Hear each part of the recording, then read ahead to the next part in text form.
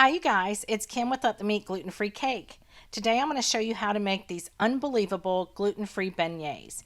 If you've never had a beignet before, it's just like a donut only shaped a little different, and it has loads, and I mean loads, of powdered sugar on top. It is a classic New Orleans staple, especially around Mardi Gras, so very easy to make. I'm going to show you how to do it, so let's get started.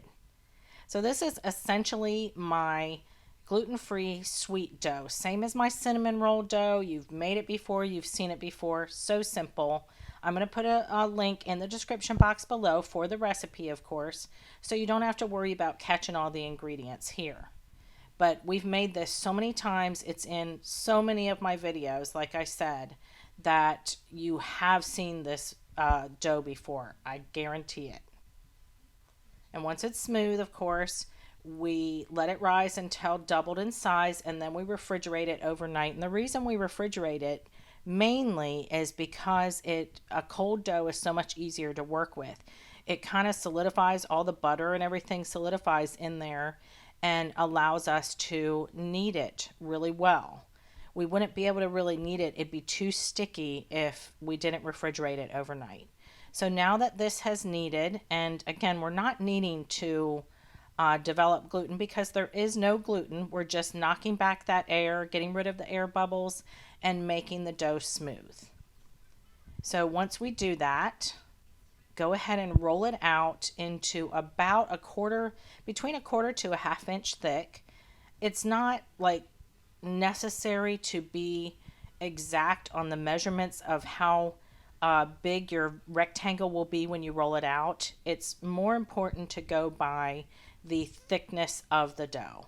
That's what I always say in all of my videos. Go by the thickness of the dough rather than the size of the rectangle, because sometimes this is only half a recipe.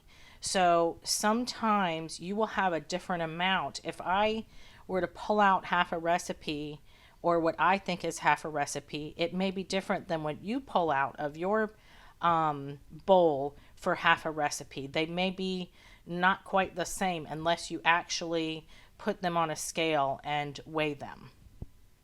And as a matter of fact, you can just use, you don't even have to use a half a recipe. You can use just a handful of dough to make a few, like maybe, I don't know, 10 or 12 beignets if that's all you want at the time, because these are best, as all donuts and anything fried, they are best when fresh. So I would suggest not making too many because they really won't reheat well and keep any longer than a few hours.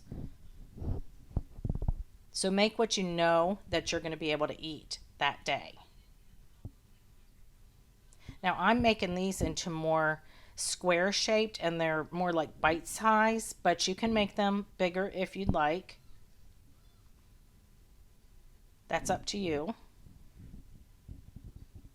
And we'll just get these on a baking sheet and then cover them loosely with plastic wrap and allow them to proof for about 30 to 45 minutes until they're just puffed, almost doubled in size, not quite. See that? They're nice and puffy. And now we get them into a fryer that is set for about 325 to 330. Because if you go higher than this, the outside is going to be nice and dark while the inside will still be doughy. So you want to give them a chance to really get done on the inside, and see how much they puff up. They puff up so much that they turn themselves over, as you just saw with that one in the middle.